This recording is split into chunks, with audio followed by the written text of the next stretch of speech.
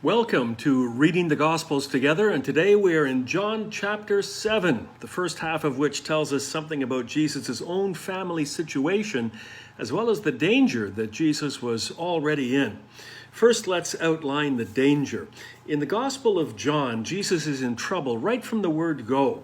Remember that John relates the cleansing of the temple event right away in chapter 2, the same event which in the Synoptic Gospels finalizes the resolve of Jesus' opponents to put him to death.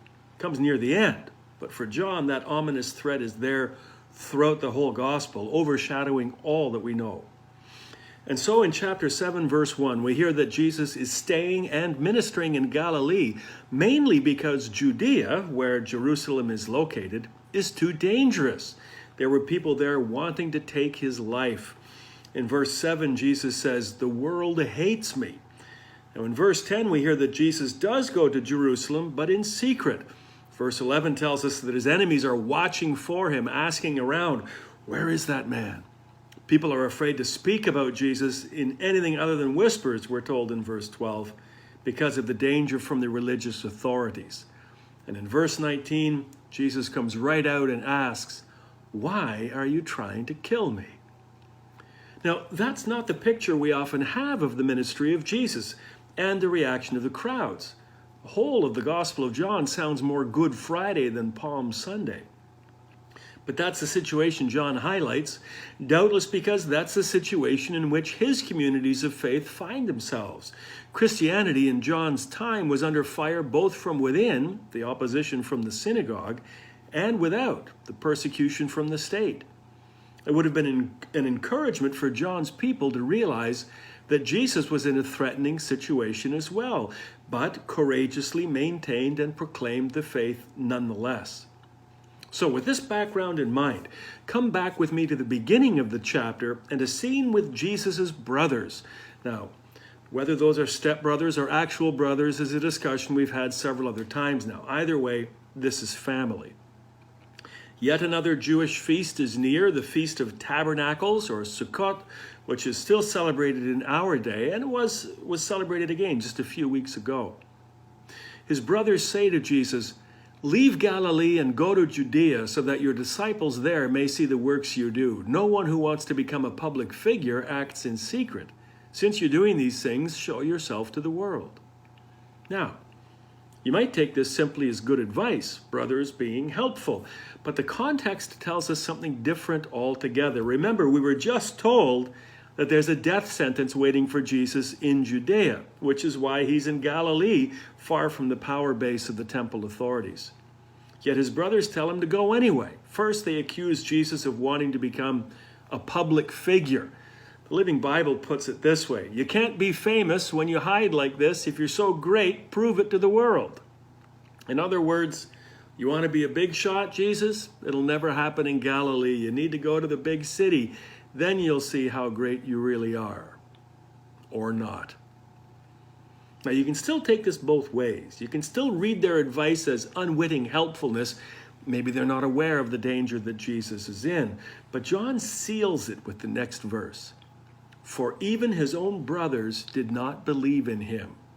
Their advice is based on their unbelief. They're purposefully mocking Jesus.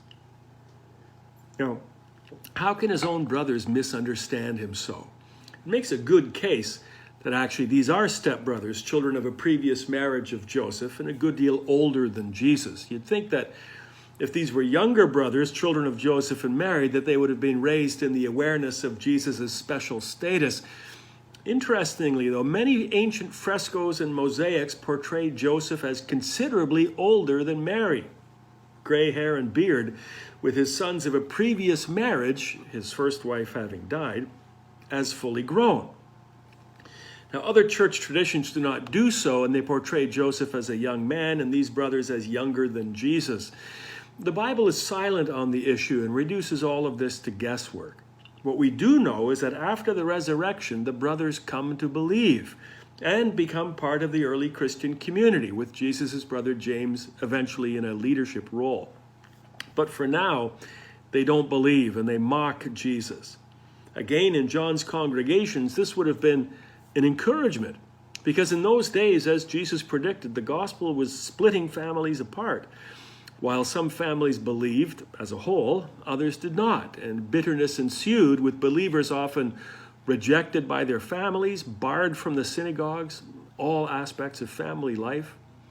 The realization that Jesus struggled with rejection by his own family would have been a great encouragement to them and to those of us with our own family struggles. Jesus persevered, and his family eventually came to believe. Now, Jesus responds to his brothers saying that his time has not yet come, perhaps meaning his time to be arrested, tried, and killed. He has more work that needs first to be done. He does not accompany his brothers to the feast in Jerusalem. However, he later made his way to Jerusalem in secret to avoid the eyes of those lying in wait for him. Now, waiting for the middle of the week-long feast, having evaded the attentions of those determined to stop him, Jesus finally goes to the temple courts where he begins to teach, protected by the crowds. His teaching prompts a reaction. How did this man get such learning without having been taught? Jesus, like any Jewish boy, would have received instruction in the faith both from his family and in his local synagogue. But he's displaying a level of knowledge and insight well beyond local instruction. As Luke tells us in his gospel, when the 12-year-old Jesus amazes the teachers in the temple, they're wondering, how did this kid know all this stuff? Now, we know that the Apostle Paul received instruction from the famous Rabbi Gamaliel, but Jesus was not known to have sat at the feet in formal instruction of any particular rabbi or school. It was difficult as a result for him to be pigeonholed into any particular theological group, Sadducee or Pharisee or Essene, although his teaching was much closer to the Pharisees than the Sadducees, and perhaps even the Essenes. But even so, much of what Jesus said and did was quite unique, even though he didn't have a whole big stack of university degrees saying, oh, we can trust this guy because he's been well educated in the formal process. No, Jesus got his information from a much more direct source, from God himself. Now, I said much of what Jesus said and did was unique, such as the healing of the man at the pool of Bethesda, which comes up again in this chapter. Jesus says that it is this healing, and the healing which was done on the Sabbath, which is what engendered such fierce opposition to him. Whether it was just that, or that plus his actions at the temple in casting out the money changers and merchants, or his teaching in general, we don't know. But we do know that Jesus is in danger, and the crowd is split in their opinion of him.